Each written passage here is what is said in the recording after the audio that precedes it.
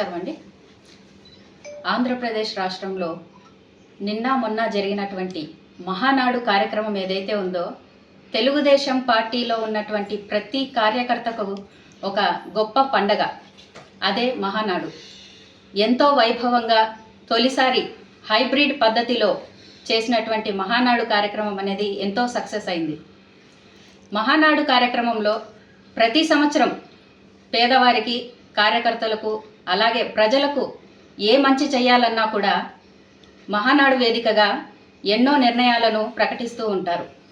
అదేవిధంగా ఈ మహానాడులో కూడా మహిళలు ఎన్నో సంవత్సరాలుగా ఎదురు చూస్తున్నటువంటి వారి కలను మన నారా లోకేష్ గారు నెరవేర్చడం జరిగింది. మహానాడు ప్రతిసారి మహానాడులాగా జరిగేది. ఈసారి స్త్రీ శక్తి అనే పేరుతో మహానాడు నిర్వహించిన విషయం మీ అందరికీ తెలిసిందే. అదేంటి స్త్రీ శక్తి మహానాడు అనేది మాకు ముందు అర్థం కాలేదు. లోకేష్ గారి ప్రకటన తర్వాతనే మాకు అర్థమైంది. ఎన్నో సంవత్సరాల నుంచి మహిళలు పెట్టుకున్నటువంటి ఆశ ఏదైతే రాజకీయ పరంగా ఎదగాలి, ముందుకు వెళ్ళాలి అని మహిళలు ఎంతో ఆశగా ఉన్నారు. ఎందుకంటే ప్రతి ఒక్క రంగంలోనూ మహిళ ముందడుగులో ఉంది.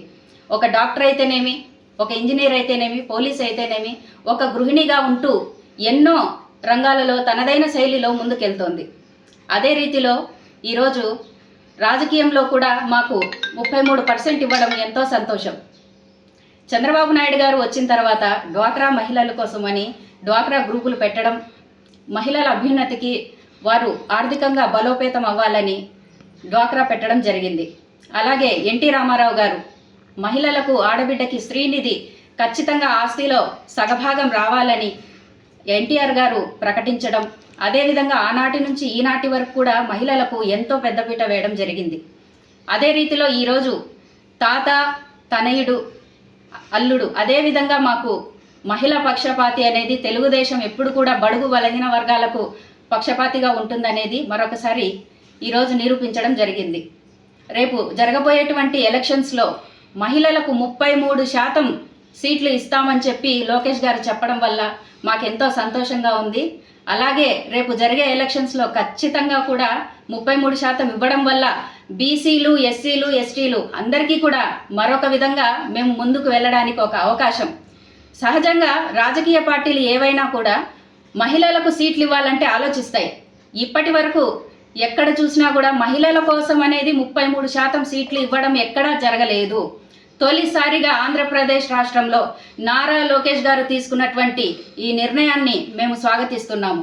ఇంత పెద్ద నిర్ణయం తీసుకోవడం అనేది ఆషామాషి విషయం కాదు. ఎందుకంటే పార్లమెంట్లో కూడా చూసాం, మహిళా శక్తి కోసం ఉన్నటువంటి ఈ 33% కోసం ఎంత పోరాటం జరిగిందో మీ అందరికీ తెలిసిన విషయమే. మరి ఇటువంటి నిర్ణయాన్ని, గొప్ప నిర్ణయాన్ని మహానాడు వేదికగా లోకేష్ గారు ప్రకటించడం మా అందరికీ సంతోషం. అలాగే నిన్న ఈ బిల్లుని ఎవరైతే ప్రతి ఒక్కరూ ప్రతిపాదించారో దానికి సపోర్ట్ చేసినటువంటి ప్రతి ఒక్కరికి కూడా పేరు పేరున ధన్యవాదాలు తెలియజేసుకుంటున్నాము.